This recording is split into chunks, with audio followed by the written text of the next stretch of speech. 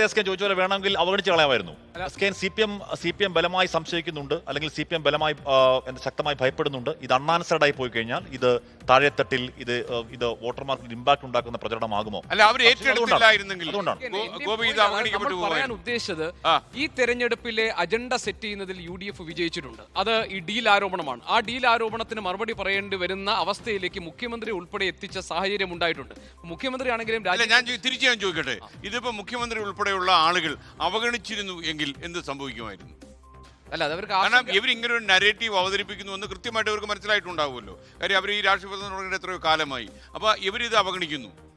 ഇതിൽ കയറി ഈ കൊത്തിയതാണല്ലോ പ്രശ്നം. ഓരോന്ന് ഇട്ട് കൊടുക്കുമ്പോൾ കൊത്തിക്കുക എന്നുള്ളതാണല്ലോ ഇട്ട് കൊടുക്കുന്ന ആളിന്റെ ധർമ്മം എന്ന് പറയുന്നത്. കൊത്തിയില്ല എന്ന് വന്നിരുന്നെങ്കിൽ മനസ്സിലായി, സ്പെക്കുലേറ്റീവ് ആണ്. അല്ല, അങ്ങനെ കൊത്തിയില്ലായിരുന്നുവെങ്കിൽ കൂടുതൽ ചിലപ്പോൾ ഒരുപക്ഷെ ആവേശത്തോടുകൂടി ഇവർ ഈ കണക്കൊക്കെ പറഞ്ഞ് വീണ്ടും മുന്നോട്ട് പോകും. അവരെ സംബന്ധിച്ച് കൊത്തിയില്ലെന്ന് പറയുന്ന സാഹചര്യമുണ്ടോ? സ്വാഭാവികമായും നേതാക്കൾ വാർത്താ സമ്മേളനം നടത്തുമ്പോൾ മറുഭാഗത്ത് നിന്ന് ഇങ്ങനെ ഒരു ആരോപണം ഉണ്ടല്ലോ എന്ന് ചോദിക്കും, അതിനൊരു കൗണ്ടർ എടുത്തു പോകും. അതിൽ കൂടുതൽ മാത്രമല്ല ഗോപി, ഈ തെരഞ്ഞെടുപ്പിന്റെ വാർത്താ സമ്മേളനങ്ങൾ കാണുമ്പോൾ എനിക്ക് തോന്നിയിട്ടുള്ളൊരു കാര്യം, ഈ ജേർണലിസ്റ്റ് ചിലപ്പോൾ ചില രാഷ്ട്രീയ പ്രസ്ഥാനങ്ങൾ നടത്തുന്ന പത്രങ്ങളും മാധ്യമങ്ങളും ഒക്കെ കേരളത്തിലുണ്ട്. അത് അവഗണിച്ചുകൊണ്ടല്ല ഞാൻ പറയുന്നത്. അതായത് ഈ ജേർണലിസ്റ്റുകൾ ചോദിക്കുന്ന ചോദ്യങ്ങളും കക്ഷി രാഷ്ട്രീയത്തിന്റെ അടിസ്ഥാനത്തിലാണ്.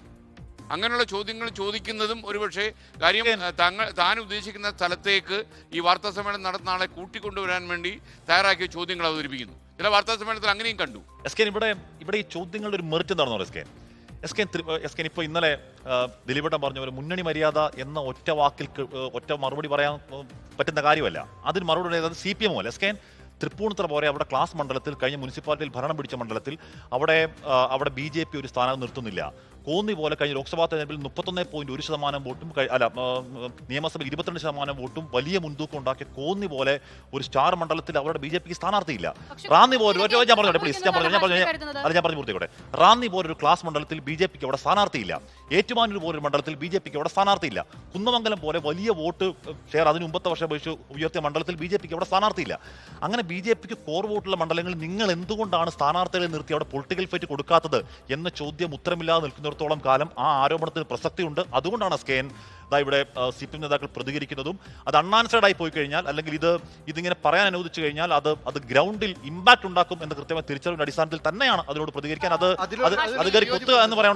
ഈ മണ്ഡലങ്ങളിലൊക്കെ കോൺഗ്രസിനെ സഹായിക്കാനാണ് എന്നൊരു മറു നെറേറ്റീവ് വന്നാലോ? BJP NDA ദുർബലരായ സ്ഥാനാർത്ഥികളെ നിർത്തിയിരിക്കുന്നു എന്നുള്ളതാണ് എന്നാലോ വാദം. അപ്പൊ ഇവിടെ സ്വാഭാവികമായും കോൺഗ്രസ് പറയുമ്പോൾ CPM സഹായിക്കാൻ എന്ന് പറയുന്നു.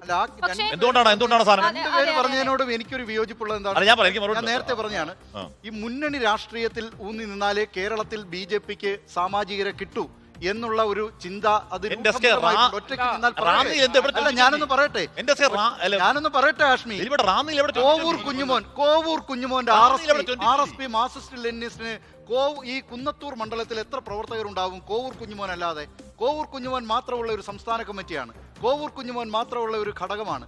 അപ്പൊ അത് എന്തുകൊണ്ടാണ് കോവൂർ പോലാണോ? പറയട്ടെ, ഞാൻ പറയട്ടെ, കോവൂർ പോലാണോ?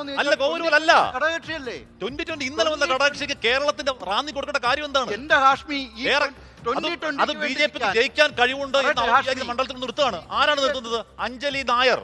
ആരാണ് നിർത്തുന്നത്? റാന്നിയിൽ ഒരു ബന്ധപ്പെട്ട 2020 സ്ഥാനാർത്ഥിയായിട്ട് അവിടെ തൃപ്പൂണിത്തുറയിലെ CPM ഏരിയ സെക്രട്ടറി നിർത്താൻ പറ്റും. BJP എന്തിനാ ആ മണ്ഡലങ്ങൾ പടിയടക്കാൻ പറ്റൂ? അല്ല, അവർക്ക് വോട്ട് ഷെയർ ഉള്ള മണ്ഡലത്തിൽ പുനലൂർ എന്തിനാ ലീഗിന് കൊടുത്തത്? എത്ര പേരുണ്ട് മുസ്ലിം ലീഗിന്റെ അവിടെ പുനലൂര്? UDF എന്തിനാ കൊടുത്തത്? നിങ്ങളൊരു മുന്നണിയായിട്ട് നിൽക്കുമ്പോൾ ആ മുന്നണിയുടെ മര്യാദയുണ്ട്. ഈ ഘടകകക്ഷികൾക്ക് ഇപ്പൊ നമ്മൾക്ക് സ്വാധീനം വെച്ചല്ലോ പല മണ്ഡലങ്ങളും കൊടുക്കുന്നത്. അതാണ് ഞാൻ നേരത്തെ മുതൽ ആവർത്തിക്കുന്നത്. രാമചന്ദ്രൻ കടന്നപ്പള്ളിക്ക് എത്ര കോൺഗ്രസ് ഞാൻ പറഞ്ഞ മര്യാദയുണ്ടല്ലോ. ദിലീപ് പറഞ്ഞ മുന്നണി മര്യാദ കേരളത്തിൽ ഇപ്പോൾ നിലവിൽ ഒരു സീറ്റ് പോലും ഇല്ലാത്ത BJP നയിക്കുന്ന മുന്നണിക്ക് അവർ ജയിക്കാൻ സാധ്യതയുള്ള മണ്ഡലങ്ങളിൽ വിട്ടുവീഴ്ച ചെയ്ത് കൊടുത്ത് അവരെ ഘടകകക്ഷി വിജയിപ്പിച്ചു വിടും. അങ്ങനെയാണ് മുന്നണി എന്ന് പറഞ്ഞാൽ സംവിധാനം ഇതല്ലേ? ഞാൻ സംവിധാനം ആരാ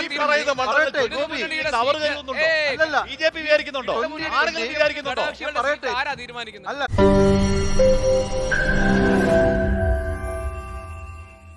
ലോകത്തെവിടെയായാലും ഏത് സമയത്തും 24 വാർത്തകളും ഓഗ്മെന്റഡ് റിയാലിറ്റി പാക്കേജുകളും എക്സ്പ്ലെയിനറുകളും വിശദമായി കാണാൻ ഞങ്ങളുടെ YouTube ചാനൽ നിങ്ങൾക്ക് സബ്സ്ക്രൈബ് ചെയ്യാം.